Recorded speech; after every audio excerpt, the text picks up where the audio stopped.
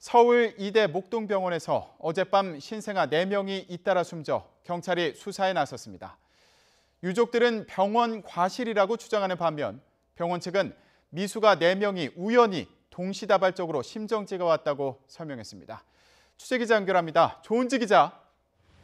네, 서울 이대 목동병원 앞에 나와 있습니다.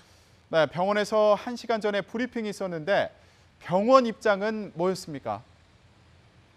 네, 일단 고개를 숙였습니다. 병원장을 비롯한 병원 직원들이 단체로 나와서 이례적으로 불행한 일이 발생했다면서 유족과 국민들에게 고개 숙여 사과를 했습니다.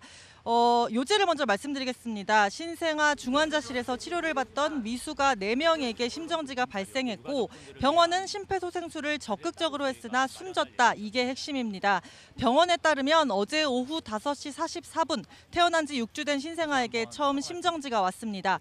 이후 오후 7시 23분 24일 된 아기, 또 오후 9시에는 5주 된 아기, 그 8분 뒤에는 태어난 지 9일 된 아기에게 연속으로 심정지가 왔습니다. 4명의 신생아는 각각 한두 차례씩 심폐소생술을 받았지만 모두 숨졌습니다. 병원은 환자 4명이 동시다발적으로 심정지가 와 사망한 건 이례적이라면서도 병원의 대응이나 조치에는 큰 문제가 없었다는 입장입니다. 숨진 신생아 4명은 모두 미수가 알아서 입원 중이었습니다.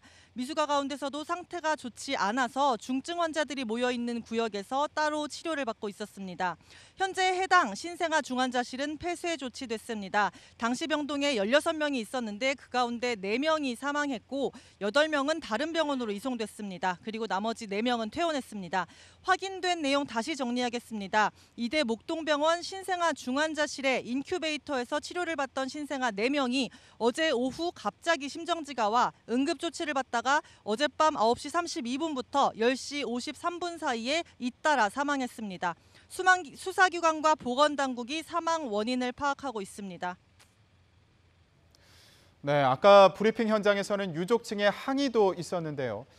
유족 측은 병원의 과실을 주장하고 있다고요. 네, 맞습니다. 유족들은 오늘 오전 경찰 조사를 마쳤습니다. 경찰에 말한 것이 병원 측의 과실, 관리 소홀을 주장을 했습니다. 경찰 조사에서 신생아 중환자실에 몇 개의 섹터가 있는데 사망한 신생아가 모두 한 곳의 섹터에서만 나왔다라고 주장하면서 병원 측의 관리 감독이 소홀했기 때문이라고 말했습니다. 의료사고의 가능성을 제기한 겁니다. 경찰은 일단 변사 사건으로 본다면서 말을 아끼고 있습니다. 관할인 양천경찰서는 물론 서울경찰청 과학수사대도 투입됐습니다. 법의관의 검시가 있었는데요. 1차 검시 결과 특이 소견은 발견되지 않은 것으로 전해졌습니다. 사망하기 3-4시간 전인 오후 6시부터 아이들의 혈압이 갑자기 떨어졌고 심폐소생술을 받았지만 사망한 것으로 확인됐습니다. 내일 아침 시신을부검해 정확한 사망 원인을 파악할 예정입니다. 이미 부검 영장은 신청된 상태고요. 유족들 주장대로 의료사고가 입증이 되면 병원 관계자들에게 업무상 과실치사 혐의를 적용할 수 있습니다. 국립과학수사연구원에서 투여 약물을 모두 수거해 현재 감식하고 있습니다.